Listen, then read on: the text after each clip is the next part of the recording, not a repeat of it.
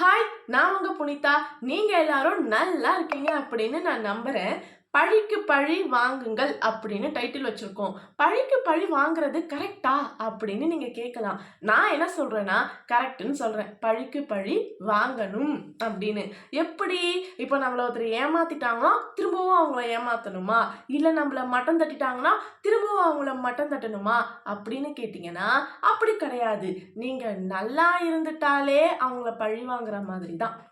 சரியா? ஏன்னா, நம்ம நல்லா இருக்கக்கூடாதுன்னு அவங்க நெறைய வேலைகள செய்றாங்களா? அப்ப அவங்க முன்னாடி நம்ம நல்லா வாழ்ந்துட்டோம்னாலே, அவங்கள அது பழி வாங்குற மாதிரி தானே ஆகிடும். சரிதானே நான் சொல்றது? இப்போ நம்மள ஒருத்தர் ஏமாத்திட்டாங்கன்னா, திருப்பி அவங்கள ஏமாத்தணுமா? "இங்க பாரு நீ என்ன ஏமாத்திட்டல்ல, நான் உன்ன ஏமாத்தாம விடமாட்டேன்." இதுல ஒரு டயலாக் சொல்லுவாங்க. "யானைக்கு ஒரு காலம் வந்தா, பூனைக்கும் ஒரு காலம் வரும்." அப்படின்னு. காலம் எல்லாருக்கும் தாங்க வரும். யாரோட காலமும் இப்படியே நின்னுட போறது கிடையாது. அதனால நம்ம ஏமாத்திட்டாங்க, நம்ம போய் ஏமாத்திட்டு வருவோம் அப்படின்னு கிளம்பிடாதீங்க.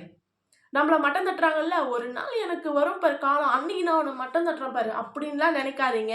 உங்க வேலைய மட்டும் நீங்க பாருங்க. ஏன்னா, அவங்க வேலைய அவங்க பார்த்துன்னு இருக்காங்களா? நம்மளோட வேலை என்ன? நம்ம ஸ்ட்ராங்கா இருக்கிறது, நல்லா உழைக்கிறது, ஹேப்பியா வாழ்றது. இது மட்டும் தான் நம்ம வேலை. அவங்களுக்கு ரெஸ்பான்ஸ் குடுக்குறது, அவங்கள பழி தீர்க்கிறது இதெல்லாம் நம்மளோட வேலை கிடையாது. இறைவன் நமக்கு அந்த வேலைகள குடுக்கல.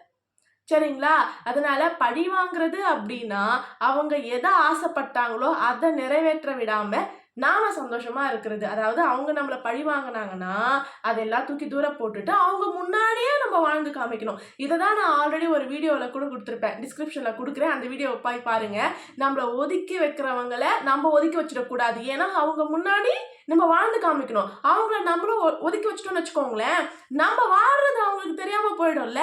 நம்மளோட சக்சஸ் அவங்க பார்க்காம முடியாம போயிடுச்சுன்னா, அவங்க பார்க்கணும். நம்மளோட எதிரி யாரோ, அவங்க நம்ம சக்சஸ பார்க்கணும். இதுல ஏகப்பட்ட சூழ்ச்சிகள்லாம் நடந்தாலும், எல்லாத்தையும் தூசு மாதிரி தூக்கி எறிஞ்சிட்டு ஹேப்பியா வாழணும்.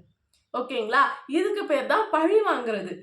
ஓகேங்களா? நமக்கு என்ன செஞ்சாங்களோ, அது அவங்களுக்கு அப்படியே ரிப்பீட்டா செய்றதுக்கு பேரு பழி வாங்குறது கிடையாது. நிக்கணும். அவங்க என்ன செஞ்சாலும் அதெல்லாம் தட்டி விடணும். அதுக்கு பேர் தான் பழி வாங்குறது. இப்போ சொல்லுங்க, நீங்க பழி வாங்குவீங்களா?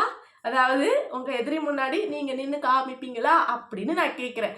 அப்படி காமிப்பீங்க அப்படின்னா, கமெண்ட் பண்ணுங்க. நான் போல்டா இருக்கேன். அதாவது நான் தைரியமா இருக்கேன். நான் எல்லாத்தையும் ஃபேஸ் பண்ணுவேன். திறமையா ஃபேஸ் பண்ணுவேன். என் எதிரி முன்னாடி நான் வாழ்ந்து காமிப்பேன் அப்படின்னு கமெண்ட் பண்ணுங்க. நானும் எத்தன பேர் கமெண்ட் பண்றீங்க, எத்தன பேர் பாசிட்டிவா திங்க் பண்றீங்க அப்படின்னு நான் பார்க்குறேன். இந்த ஒரு வீடியோ உங்களுக்கு பிடிச்சிருக்கும்னு நினைக்கிறேன். பிடிச்சிருந்தா லைக் பண்ணுங்க. அண்ட் நம்ம வீடியோஸ் எப்படி இருக்கு?